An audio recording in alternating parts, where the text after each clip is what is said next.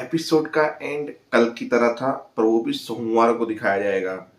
यानी हो सकता है कि कल भी आपको सेम देखने को मिले, जहां अनुपमा के पास वो लड़की मिलने के लिए आएगी, प्रेरणा प्रेरणा जो भी है। तो बोले कि कल हमने सगाई रखी है प्रेम की, तो तुम्हें जरूर आना है। बोला आपको कॉन्ग्रेचुलेशन प्रेम। फिर बा अचानक बुलाती है तो अनुपमा चली जाती है वहां से, और फिर वो बोलती है कि तुम सगाई कर रहे हो, वो भी बताया बिना। बोला कर नहीं रहा हूँ, करनी पड़ रही है। तो बोला मत करो। और जब वो एक दूसरे को समझाते तो वहां राही आ जाती है, उन दोनों को देख लेती है। तो बस उसके आगे क्या होता है वो पता नहीं। फिर दूसरे सीन में जब मेहंदी पे नाम प्रेम का लिखा जाता है माई के हाथों पे, पीछे से प्रेम को पुश होता है किसी चीज की वजह से, और वो कुर्सी को पुश कर देता है गलती से, जिस पे माही बैठी होती है। और माही जाके चिपक जाता है उसका हाथ राही के हाथ पे। तो सोचो, इस हाथ पे प्रेम लिखा हुआ, इस हाथ पे चिपका क्यों और प्रेम लिखा हुआ। मतलब सोच सकते हो कि कैसी जेरोक्स कॉपी हुई मेहंदी की। वो पहली बार देखी है मैंने। सीरियल है, मानना पड़ेगा इस चीज को। लॉजिक नहीं था इस बात पे। तो ये चीजें होती है, और थोड़ा सा सबका मुंह ऐसा हो जाता है देख के। बाकी रही आज के तमाशे की बात, तो आज दो तमाशे होंगे पंडित जी के सामने। एक होगा अंश और प्रेम के बीच में कैट फाइट, यानी बहुत बुरी फाइट। चलो बताता हूँ। सबसे पहली चीजें हुई, किसी को कुछ समझ में नहीं आ रहा था, और वो कंगन वाली बात पे जो कल एपिसोड खत्म हुआ था। बोला सॉरी माही, आइंदा याद रखूंगी, ये मेरे जीजा जी इस घर के दामाद है, और ये कंगन मम्मी ने तुम्हारे लिए बनाए थे। तो फिर माही ने उठाया और यूं कर डाल दिया, तो एक ही झटके में आ गया जो राई को नहीं आ रहा था। फिर राई को यहाँ पे दर्द हुआ, दिल में भी दर्द हुआ ही हुआ, और कंगन ना आया उसका भी दर्द हुआ। जहां अनुपमा उसको गरम सेक कर रही थी और बोल रही थी ठीक हो। बोला हाँ दर्द तो है। बोला बेटा मैं जिंदगी की बात कर रही नहीं हूँ, हाथ की बात कर रही हूँ। तुम किस चीज की बात कर रही हो? नहीं, मेरे सर पे टू मच प्रेशर है, माही चली जाएगी, सारी जिम्मेदारी मेरे पे आएगी, मुझे एक और अच्छी बेटी बनना पड़ेगा। उसके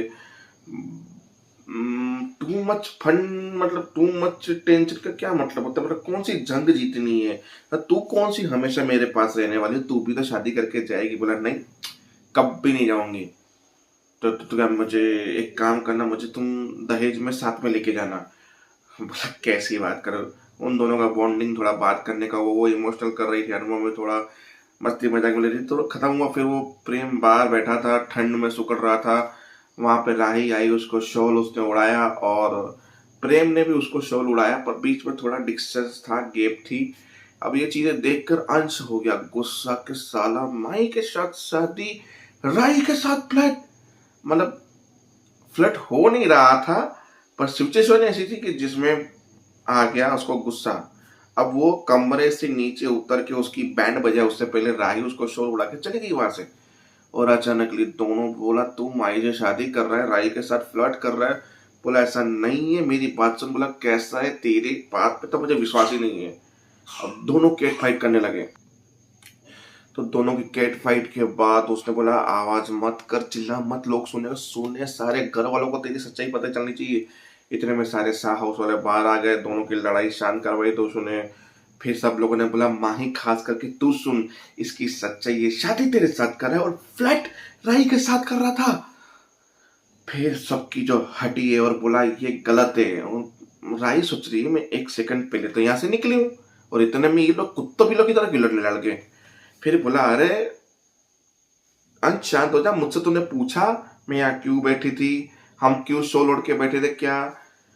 प्रेम को ठंड लग रही थी, बाहर बैठा था, मैंने उसको शॉल ओढ़ाई, मैं उसके पास में बैठा, और पास में जब मैं बैठी तो बीच में गैप थी, और हम माही के बारे में बात कर रहे थे कि आगे क्या करना है, कैसे करना है, किस तरह की तैयारियां करनी, क्या उसको पसंद है उस हिसाब से मैं तैयारियां करूं।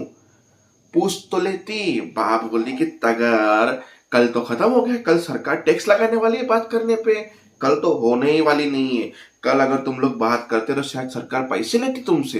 तो इतनी आधी रात को अगर लड़का लड़की साथ में बैठ के बात करेंगे एक ही शोल में, तो शक ना करने वाला इंसान भी शक करेगा तुम लोगों के ऊपर। फिर बोला कि माही ने इस बात को यहीं खत्म करो, मुझे मेरे प्रेम पे विश्वास है। बोलो प्रेम भक्त, तू तो रहन दे, अंधी है तू प्रेम भक्त में।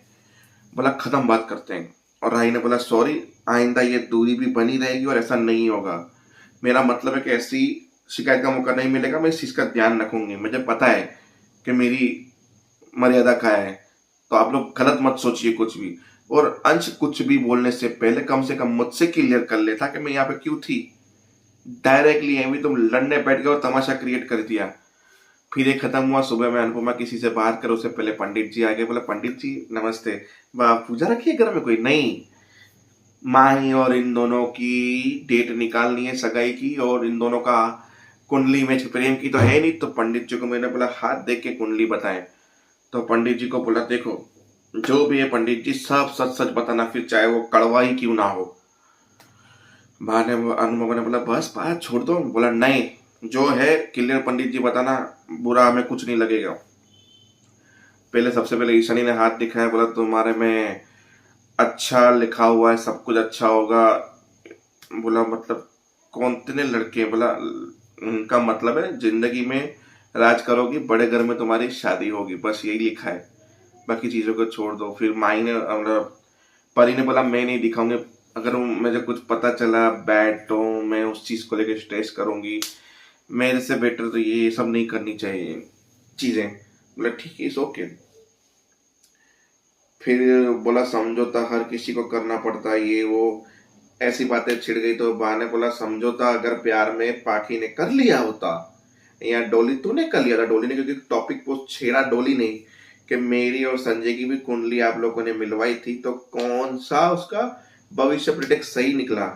बोला अगर लड़का और लड़की समझौता कर दे, खास करके लड़की समझौता कर दे, तो मैटर लंबा होता ही नहीं है, कभी खत्म हो जाता है।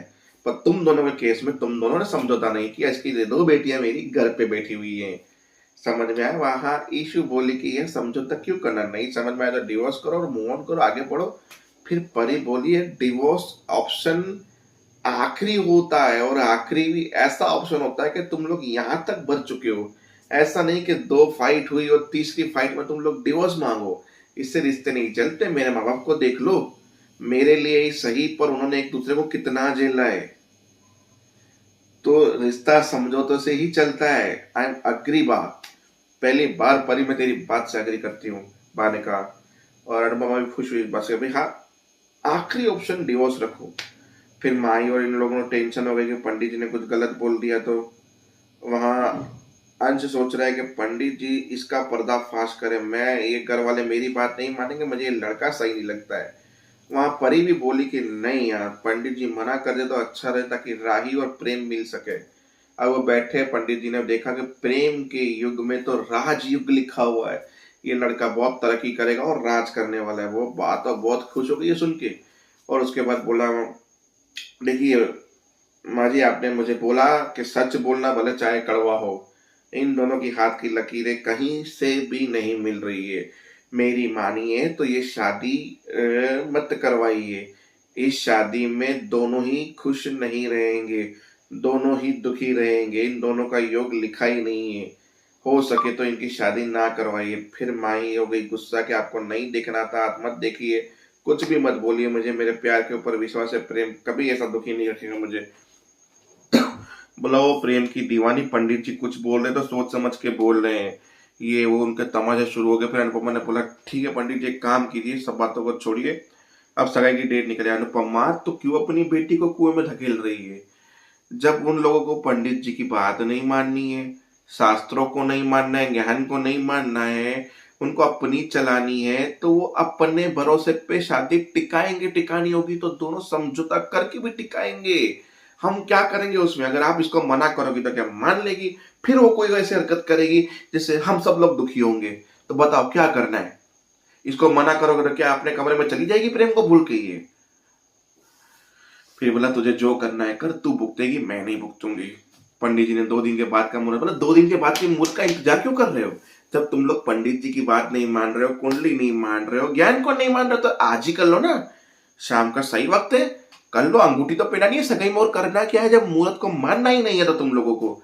तो इन लोगों को लेके बड़े तमाशे हो गए। फिर पंडित जी बाहर निकले, अनुपमा छोटे बोला देखो राही की कुंडली आपने राही को ढूंढने के लिए कितनी बार मुझे दिखाई है कि कब राही और हमारा मिलन होगा इतने सालों में। तो राही की कुंडली तो मुझे भका हुई याद है, और प्रेम की कुंडली हाथ देखकर मैंने देख ली। बुरा ना माने तो एक बात कहूं, प्रेम का शादी अगर माही से ना होकर राही से हो तो इससे बड़ा कुछ अच्छा नहीं हो सकता। दोनों की जोड़ी भगवान राम और सीता के जैसी लगेगी, और ये मैं लिख कर दे सकता हूँ कि इन दोनों का योग बहुत अच्छा है, इन दोनों की कुंडली के एक एक गुण मिलते हैं। ये मेरा सजेशन था, बाकी आपको जैसे ठीक लगे। फिर वो माही ने बोला कि चल अब शॉपिंग करते हैं, तैयारी करते हैं, 2 दिन के बाद की सगाई है, तो मेहंदी भी तुम लगाओगे और खुश होगे और प्रेम का नाम लिखोगे। और प्रेम गुस्से में देख रहा था, एक कुंडली नहीं मिली है, माही प्रेम का नाम लिखना चाहती है और ये चीज में सपोर्ट कर रही है राही। कुछ बोल नहीं रही कि पंडित जी ने बोला तो उस चीज पर बोलना चाहिए। और अनुपमा की नजर भी यूं गई कि माही यूं खड़ी है, राही यूं खड़ी है, प्रेम जो है राही को देख रहा है। और पंडित जी की बात सुन के थोड़ी अनुपमा शॉकर हो गई है। तब देखते हैं कल क्या होता है। जय हिंद।